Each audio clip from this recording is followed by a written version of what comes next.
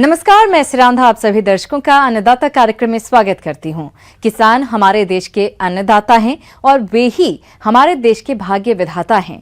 ऐसे ही भारतीय किसानों को खेती बाड़ी से जुड़ी हुई बहुत सी नई लाभकारी जानकारियां देने के लिए हर रोज सुबह हम आपके साथ आते हैं। तो चलिए कार्यक्रम शुरू करने से पहले देखते हैं क्या है आज के अन्नदाता में। आज के समय में किसान धीरे धीरे कृषि की उन्नत तकनीकियों को अपनाकर कृषि क्षेत्र में नए आयाम छू रहे हैं। जी हां, आज हम आपकी मुलाकात करवाने वाले हैं हरियाणा राज्य जिला कैथल के प्रगतिशील किसान बीर सिंह से, जो कड़ी मेहनत और सच्ची लगन से कम क्षेत्र में खीरा की खेती करके अच्छी आय कमा रहे हैं। तो चलिए जानते हैं नेट हाउस में खीरा की खेती पर इनके अनुभव को। ऐसा जी, मैं करनाल ट्रेनिंग के लिए गया था इसकी, वहाँ ट्रेनिंग लेके फिर मैंने अपने खेत में लगाया। ये नेट पिछले साल लगाया था जी, माना 2020 में। ये है जी, इसमें पूरे 1 एकड़ में है।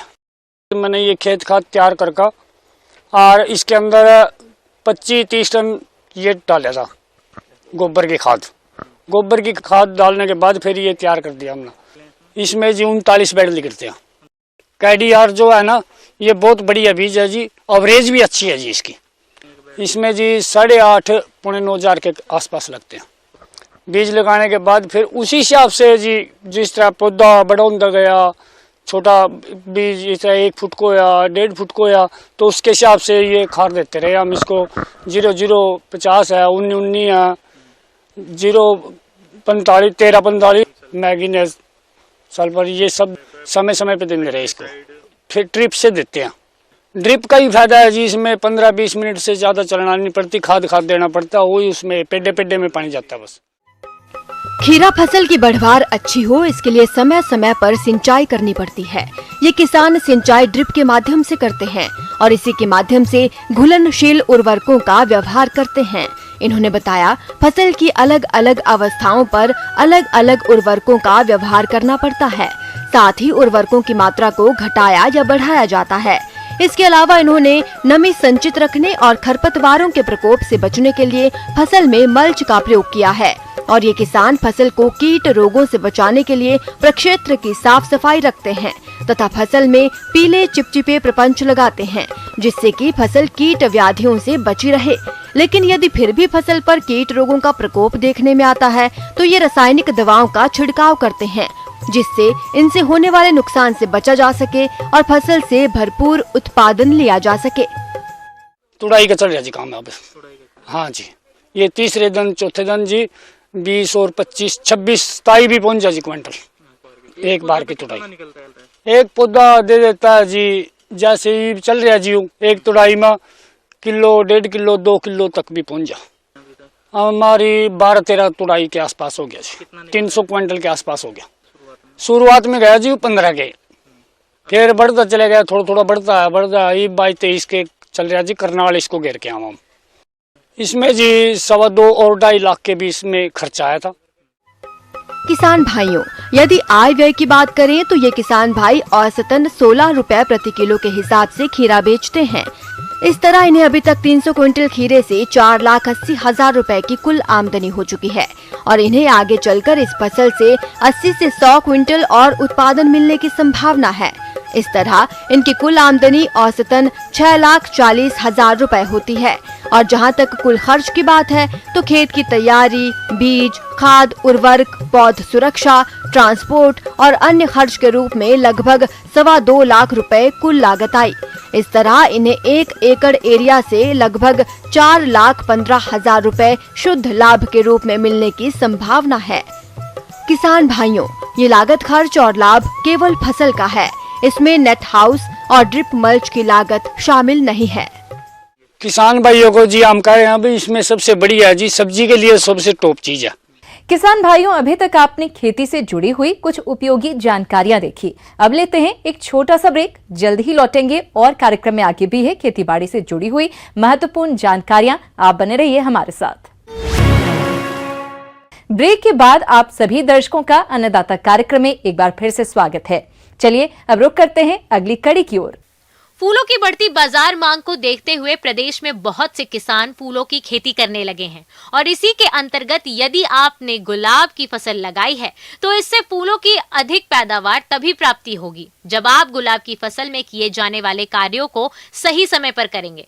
तो कौन कौन से वह आवश्यक कार्य हैं, इसकी जानकारी दे रही हैं डॉक्टर रोशनी अग्निहोत्री। जो यूज़ करने वाले होने वाले गुलाब हैं जिनको कि लूज फ्लावर की तरह भी यूज़ कर सकते हैं और बुके वाले पर्पसेस के लिए भी बहुत सारी वैरायटीज़ ग्रो होती हैं। तो सबसे पहले मैं आपको लूज फ्लावर वाले जो गुलाब होते हैं या जो गार्डन वाले गुलाब होते हैं उनकी बात करूँगी। तो उनको हम मोस्टली ओपन कल्टीवेशन में लगाते हैं। क्योंकि उनको साज सज्जा अच्छा दिखने के लिए इन जनरल गार्डन में लगाया जाता है। तो अभी आप देख रहे हैं हमारे रोजरी में या रोज़ गार्डन में निराई गुड़ाई का काम चल रहा है। हम लोग हैंड वीडिंग ही करते हैं क्योंकि आजकल जब जो भी किया जा रहा है हैंड वीडिंग या कुछ ऐसा, तो जो भी केमिकल वीडिंग जो है उसको हम आजकल डिस्करेज कर रहे हैं। क्योंकि उसके ऊपर, उसका मृदा के ऊपर, उसका सॉइल के ऊपर बहुत ही ख़राब असर पड़ता है। तो हैंड वीडिंग करते हैं हम। और मोस्टली अगर आप कोशिश करें, आपके पास गोबर की खाद अवेलेबल हो तो गोबर की खाद का ज़्यादा से ज़्यादा यूज़ करें। गुलाबों के लिए माइक्रो न्यूट्रिएंट्स जो होते हैं, मीन्स माइक्रो न्यूट्रिएंट का स्प्रे जो होता है वो बहुत ज़्यादा ज़रूरी होता है। और जो फ्लावरिंग का टाइम है या फ्लावरिंग का सीज़न है उस टाइम पे अगर आप माइक्रो न्यूट्रिएंट स्प्रे करवाएं, लगभग माइक्रो न्यूट्रिएंट का पूरा घोल बना हुआ मिलता है मार्केट में रोजेस के लिए स्पेशली, तो उसको आप ला करके और 0.1% का घोल बना के फोलियर स्प्रे, मीन्स जो आपका स्प्रेयर होता है उसमें आप 0.1% का घोल बना के उसको स्प्रे कर सकते हैं। ताज़ा या नई लगाई हुई कलम को लगातार नमी मिलती रहे, इसलिए आवश्यकता अनुसार सिंचाई करते रहें। आमतौर पर प्रारंभ में पहले सप्ताह में थोड़ा थोड़ा पानी देना चाहिए। बाद में जाड़े के मौसम में 8 से 10 दिन के अंतराल पर और गर्मियों में 4 से 5 दिन के अंतराल पर सिंचाई करें। ग्रीन हाउस में सिंचाई 2 तरीके से की जाती है। पहला मिस्ट और दूसरा ड्रिप सिंचाई के माध्यम से। ग्रीन हाउस में गुलाब की अच्छी उपज के लिए पानी की जरूरत इस प्रकार है। ठंडे मौसम में 2 लीटर, 35% सूर्य प्रकाश में 3 लीटर, 60 से 70% सूर्य प्रकाश में 4 लीटर और बहुत गर्म तापमान में 8 लीटर प्रति पौधा पानी देना चाहिए। और जो कट फ्लावर वाले गुलाब होते हैं उनको अगर हम बाहर में लगाएं तो गर्मी के सीज़न में उनका मेंटेनेंस जो होता है वो थोड़ा मुश्किल हो जाता है। अगर आप बात करें तो जो प्रोटेक्टेड कल्टीवेशन में हम लगाते हैं उनका तो रखरखाव कम्प्लीटली डिफरेंट है। मगर ओपन कल्टीवेशन में भी कुछ वैरायटीज़ गुलाबों की कट फ्लावर के लिए बहुत अच्छी आती है, जैसे कि क्रिस्टन डायोर हो गया, ग्लैडिएटर हो गया, और भी इस तरह की 3-4 वैरायटीज़ हैं। सूखी टहनियां काटकर अलग कर दें। गुलाब के पौधे के आधार से निकलने वाली नई शाखाओं को भी हटा देना चाहिए। ये शाखाएं पतली, लंबी व तेजी से बढ़ने वाली होती हैं और पौधों को मिलने वाली खुराक का काफी हिस्सा ले लेती हैं, जिससे पौधों की बढ़वार व फूल उत्पादन कम हो जाता है। डायबेक रोग कटाई छटाई व फूलों के तोड़ने के बाद लगता है। पौधा ऊपर से काला होकर नीचे की ओर सूखना शुरू हो जाता है। उपचार के लिए रोगग्रस्त भाग को सफाई से काटकर 0.2% बाविस्टिन का घोल कटे हुए भाग पर लगा लें। गुलाबों में इन जनरल जो ज़्यादा डिजीज़ आती है उसमें पाउडरी मिल्ड्यू है। पाउडरी मिल्ड्यू में सल्फर कंटेनिंग कोई भी अगर आपका फंजीसाइड आता है तो उसका आप स्प्रे करते हैं तो उससे उसका बचाव किया जा सकता है। और ऐसे एफिड्स आते हैं तो उसके लिए मैलाथियन का स्प्रे कर देते हैं। गुलाब की फसल में सबसे ज्यादा नुकसान इल्ली से होता है। इल्ली प्रारंभ में कोमल पत्ते को खाकर नुकसान करती है। इसके अलावा इल्ली फूल की कली में दाखिल होकर अंदर की पंखुड़ियों को भी खाकर नुकसान कर देती है, जिससे कलियां खिलती नहीं हैं। इसकी रोकथाम के लिए आगे की पीढ़ी को रोकने हेतु प्रति एकड़ 3 से 4 फेरोमोन ट्रैप लगाएं। रासायनिक नियंत्रण के लिए इंडोक्साकार्ब 14.5 SC 5 मिलीलीटर और स्टिकर 6 मिलीलीटर प्रति 10 लीटर पानी में घोलकर छिड़काव करें। तो जब भी हम लूज फ्लावर की बात करते हैं तो जो उनका हार्वेस्टिंग करते हैं वो कम्प्लीटली ओपन स्टेज में करते हैं। मीन्स फूल जब पूरा खिला हुआ होता है तब करते हैं, ना कि वो थोड़ा भी फेड होने लगे तो उसके पेटल्स जो होते हैं वो गिर जाते हैं। और अब हम कट फ्लावर वाले जो बुके वाले जो रोजेस होते हैं उसकी बात करते हैं। तो अभी वाले टाइम पे उनका जो हार्वेस्टिंग स्टेज है वो एक पेटल खुला हुआ, अगर नज़दीक का मार्केट है तो उसके लिए एक पेटल खुला हुआ, और अगर दूर का मार्केट है तो लगभग सारे पेटल्स उसके क्लोज होने चाहिए। इसको लगभग नीचे कम से कम आप 60 to 70 सेंटीमीटर का उसका स्टेम हो तो उतने लंबे स्टेम के साथ आप उसको हार्वेस्ट करते हैं और हार्वेस्ट करने के तुरंत बाद उसको बाल्टी भर सैनिटाइज्ड पानी में आप डालते हैं और उसको पानी में डालने के बाद आपको उसको फील्ड हीट रिमूव करने के लिए एकदम ठंडे कमरे के अंदर आपको रखना होता है, जिससे कि टेम्परेचर जो हो उसका 4 से 5 डिग्री लगभग कम हो जाए। तो उससे क्या होता है, फूल आपका जल्दी नहीं मुरझाता है और मार्केट तक पहुंचने में फूल को आपके मदद मिलती है। उसमें आप चाहें तो लगभग एक बकेट पानी में लगभग 100 ग्राम के आसपास अगर ग्लूकोज डाल दें और थोड़ा सा सिट्रिक एसिड लगभग पिंच भर आधा चम्मच जैसे सिट्रिक एसिड डाल दें तो फूल जो होगा आपका वो देर से खराब होगा। आगे और भी हैं खेती बाड़ी से जुड़ी हुई बहुत सी रोचक जानकारियां, पर यहां पर रुकेंगे एक और ब्रेक के लिए। जल्द हाजिर होते हैं। ब्रेक के बाद एक बार फिर से आप सभी दर्शकों का अन्नदाता कार्यक्रम में स्वागत है। बढ़ते हैं अगली प्रस्तुति की ओर। किसान भाइयों की फसलें इस समय खेतों में खड़ी है और इन फसलों में चूहों का प्रकोप भी मुख्य रूप से देखा जा रहा है। यदि समय रहते किसानों द्वारा चूहों का नियंत्रण नहीं किया गया तो इनके द्वारा फसलों और भंडार गृहों में भारी नुकसान पहुंचाया जाता है। तो आप किस प्रकार करें चूहों का नियंत्रण, इस बारे में बता रहे हैं कृषि पर्यवेक्षक JS नाथावत। इन चूहों से बचने के लिए अपन जो है वो थोड़ा सा सावधानी बरतें, जिसमें क्या है कि प्री मेजर अपनाएं। तो प्री मेजर में क्या है कि पहले अपन जो ही खेत में जाएं तो खेत में जाने पर अपन जो है जहाँ भी देखें भाई ये चूहों के घर हैं या बिल हैं, उन बिलों को पहले बंद कर दें। फिर बंद करने के बाद फिर 2-3 दिन बाद में वहाँ जाकर के देखें कि भाई कौन कौन से बिल खुले हैं। उन खुले बिलों का सर्वे करने के बाद वहाँ जो है ना बिना विष का चुगा रखें। चूहा खड़ी फसलों को काफी नुकसान पहुंचाता ही है, साथ ही भंडार गृह में रखे अनाज को भी खाकर नष्ट कर देता है, जिसकी वजह से किसानों को आर्थिक क्षति उठानी पड़ती है। और यदि समय रहते चूहों का नियंत्रण नहीं किया गया तो इनका प्रकोप और भी भयंकर हो जाता है, जिससे किसानों को भारी नुकसान होता है। तो किसान अपने स्तर पर समय रहते कौन कौन से उपायों को अपनाएं जिससे चूहों का समेकित नियंत्रण हो सके, इस बारे में आइए जानते हैं। जिसमें क्या है कि अपन जो है ना साधारण तौर से आटा और उसमें सरसों का तेल मिला करके और उसको रख दे जगह जगह। इसके बाद फिर 5-7 दिन बाद में अपन वापस जा करके देखते हैं तो वो चूहों के जो है वो आने के निशान वहाँ प्रतीत होते हैं। इसके बाद अपन जो है विष युक्त चूगा तैयार करें, जिसमें 47 भाग जो है ना वो आटा और 2 भाग तेल और 1 भाग जो है ना वो मीठा, 1 भाग मीठा, ये बिना विष का चूगा है। विष युक्त चूगा तैयार करने के लिए अपन जो है उसमें ये सारी चीज़ों के अलावा 1 ग्राम जो है वो जिंक फास्फाइड काम में लें। जो 100 ग्राम जैसे आटा लेते हैं तो उसमें 2 ग्राम जिंक फास्फाइड काम में लेते हैं और इनको जो है मिला करके विष युक्त चूगा तैयार करते हैं। इस चूगे को जो है जहाँ भी अपन ने पहले जो बिना विष का जो चूगा रखा था उन जगह पे जो है ना इनको रखना है। और रखने के बाद जो है 2 या 3 दिन बाद में देखते हैं तो वहाँ जो भी चूहे जो है वो अपन को मृत मिलेंगे, उनको उठा करके और अपन जो है वो खड्डे में दबा दें।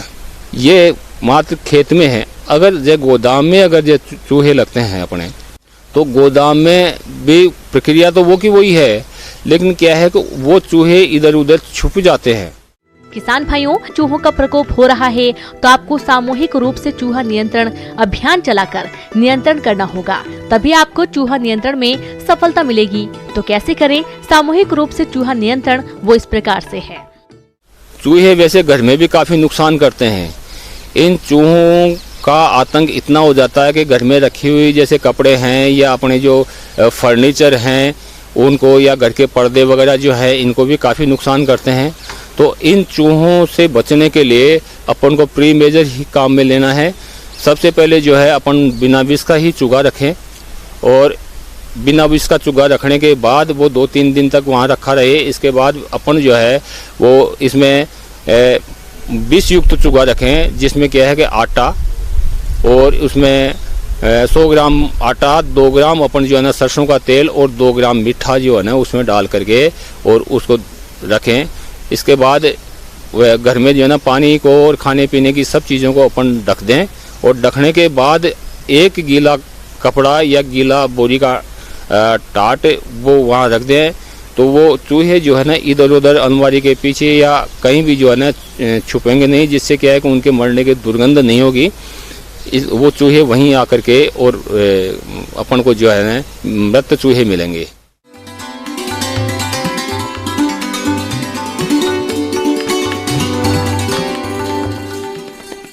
अन्नदाता हेल्पलाइन निःशुल्क फोन संपर्क सेवा के माध्यम से आपके द्वारा पूछे गए प्रश्नों में से 1 या 2 महत्वपूर्ण प्रश्न को हम अपने कार्यक्रम में शामिल करते हैं। इसी के तहत आज का चयनित प्रश्न और उसका जवाब इस प्रकार है। अन्नदाता निःशुल्क फोन संपर्क सेवा के माध्यम से पूछे गए प्रश्नों में से आज हमने जिस प्रश्न को कार्यक्रम में शामिल किया है उसे पूछा है ग्राम ब्यावर जिला अजमेर के कृषक गिरधारी लाल ने। यह फलों की उन्नत किस्मों के बारे में संपूर्ण जानकारी चाहते हैं।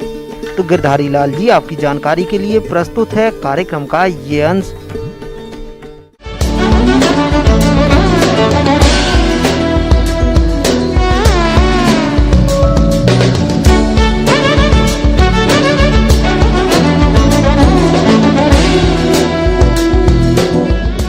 फलों की बागवानी बरसात में शुरू हो जाती है, जिसके लिए गड्ढों की खुदाई गर्मी में यानी इस समय की जाती है। इसके साथ साथ आपको पहले ही जिस फल की बागवानी करनी हो उसके उन्नत किस्मों की भी अभी से व्यवस्था अवश्य कर लें।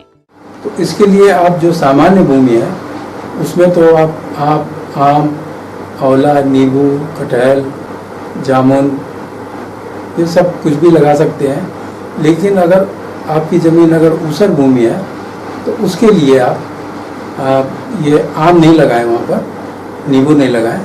आप वहाँ पर अमरूद लगा सकते हैं, आंवला लगा सकते हैं, बेल लगा सकते हैं, बेर लगा सकते हैं और करौंदा लगा सकते हैं। तो आपको मैं अब इस प्रकार से जो पौधे आप लगाएंगे उनमें कुछ प्रजातियों के बारे में आपको बता दूं कि जैसे अमरूद की हमारे पास 3-4 प्रजातियाँ हैं।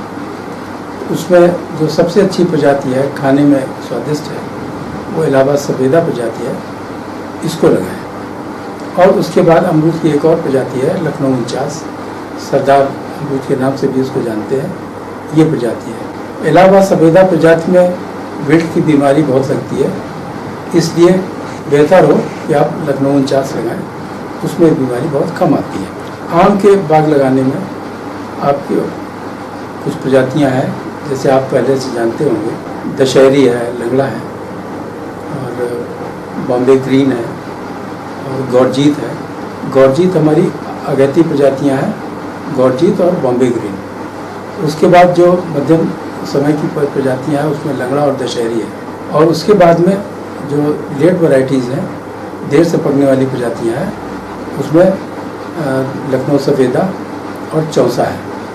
और इसके बाद एक और बहुत अच्छी प्रजाति है आम्रपाली। इस आम्रपाली की विशेष बात यह है कि इसके पौधे छोटे साइज़ के होते हैं और ये हर साल फलत में आती है और इसका फल भी बहुत स्वादिष्ट होता है खाने में। इसलिए आप इसको घर के किचन गार्डन में या पूरी बागवानी भी करेंगे तो ये बहुत लाभकारी है। इसी प्रकार से आंवले में कई प्रजातियां विकसित की हैं, जिसमें नरेंद्र आंवला 6 है, नरेंद्र आंवला 7 है, नरेंद्र आंवला 10 है और एक और हमारी परंपरागत प्रजाति है चकैया। ये सभी बहुत अच्छी फलत वाली हैं। उसमें जो हमारे नरेंद्र 6 प्रजाति है उसमें रेशा बहुत कम है, तो घर में मुरब्बा बनाने के लिए या प्रसंस्करण के लिए ये बड़ी ही उपयुक्त प्रजाति है, अचार बनाने के लिए। उसके बाद नरेंद्र आंवला 7 है, ये बहुत ज़्यादा फलत वाली प्रजाति है और इसका फल बड़ा सुंदर होता है देखने में और इसमें भी रेशा कम है। ये बहुत अच्छी फलत की प्रजाति है, इसको भी किसान भाई लगाएं। उसके बाद नरेंद्र आंवला 10 है, ये अगैती प्रजाति है, तो इसको भी अवश्य लगाएं। और देर से पकने वाली प्रजाति है बाद में चकैया, ये भी बहुत अच्छी फलत आती है इसमें। जैसे आपको बता दें कि आंवले में अगर एक प्रजाति लगाएंगे तो आपको हो सकता है कि बहुत कम उपज मिले, तो ये भी संभव है कि बिल्कुल उपज ना मिले। इसीलिए आंवले का जब भी बाग लगावें तो कम से कम 2-3 प्रजातियां मिला करके लगाएं। कुछ प्रजातियां का जो विकास हुआ है वो पुरानी प्रजातियों के सिलेक्शन से, चयन से हुआ है। तो इस बात का ध्यान रखें कि जिन प्रजातियों से चयन किया गया वही प्रजातियां ना हो। जैसे नरेंद्र बेल 6 और चकैया एक ही परिवार से हैं, तो आप नरेंद्र बेल 6, 7 और 10 इसका आप मिला करके इसको लगाएंगे तो आपको अच्छी फलत मिलेगी। नरेंद्र बेल कृषि विश्वविद्यालय ने बेल की भी प्रजातियां निकाली हैं, नरेंद्र बेल 1, नरेंद्र बेल 2। ये इनका बड़ा फल है और बहुत ही अच्छे स्वादिष्ट है खाने में, और इनकी फलत बहुत अच्छी है। जो हमारी पुरानी प्रजातियां हैं, गोला है, उमरान है, बनारसी कड़ाका है, ये भी लगाएं। बेर की एक और किस्म है जिसे एप्पल बेर के नाम से जानते हैं। इसका भी आप चुनाव कर सकते हैं। इस बेर की बाजार में अच्छी मांग रहती है। किसान भाइयों से मेरा ये और अनुरोध है कि अभी बेल की बागवानी बहुत कम किसान कर रहे हैं। सभी जगह 1-2 पौधे लगे हुए हैं सभी के बाग में, लेकिन पूरे तौर से बहुत बड़े बड़े बाग आपको औले बेल के नहीं दिखलाई पड़ते। जबकि बेल में आसानी ये है, इसकी बिक्री में कोई समस्या नहीं है, और इसको कोई चिड़िया या कोई भी मनुष्य, कोई भी व्यक्ति इसको हानि नहीं पहुंचाता है। नरेंद्र बेल 4 छोटा फल है, बहुत स्वादिष्ट है खाने में, बहुत फलती है ये प्रजाति। उसके बाद नरेंद्र बेल 5 है जो लगभग 1 किलो का फल है, और ये भी बहुत अच्छी प्रजाति है। इसका छिलका पतला है और इसमें जो बीज है, गोंद है, उसकी संख्या कम है।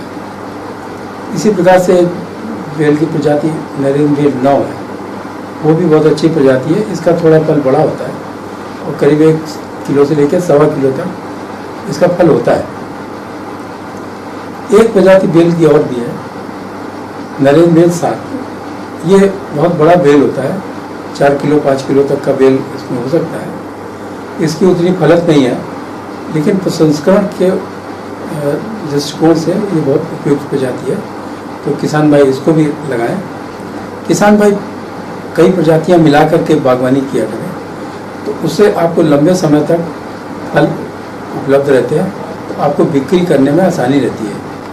इसके बाद जब बागवानी आपकी बड़ी हो जाए, 15-20 साल के जब बाग हो जाए, तो बाग में आपको काफ़ी छाया हो जाएगी, तो उसके बाद हम कहते हैं कि उसमें आप हल्दी और अदरक की खेती करें, तो आपको हल्दी और अदरक की एक अतिरिक्त आय के रूप में आमदनी हो जाएगी, और इस आपकी भूमि का अच्छा उपयोग हो जाएगा। खेती करने से बाग की गुड़ाई, जुताई, सफाई होती रहती है, तो एक प्रकार से वो आम के लिए भी लाभकारी है और आपको एक अतिरिक्त फसल भी मिल जाएगी। किसान भाइयों, अन्नदाता आपकी सेवा के लिए संकल्परत है। कृषि संबंधित समस्या एवं सुझावों के लिए आप हमें इस पते पर संपर्क कर सकते हैं। प्रोड्यूसर अन्नदाता, news 18 Rajasthan, Ramoji film city, Hyderabad 501512। साथ ही आप हमें ईमेल भी कर सकते हैं। हमारा ईमेल है p18annadatarajaasthan@nw18.com। इसके अतिरिक्त आप हमें निःशुल्क हेल्पलाइन नंबर 18004192-155 पर सोमवार से शनिवार सुबह 10 बजे से शाम 4 बजे के बीच संपर्क कर सकते हैं। किसान भाइयों, अब समय हो रहा है आपसे विदा लेने का, तो हमारी पूरी अन्नदाता टीम को दीजिए इजाजत। कल फिर आपसे मुलाकात होगी कृषि संबंधित कुछ और महत्वपूर्ण जानकारियों के साथ। नमस्कार।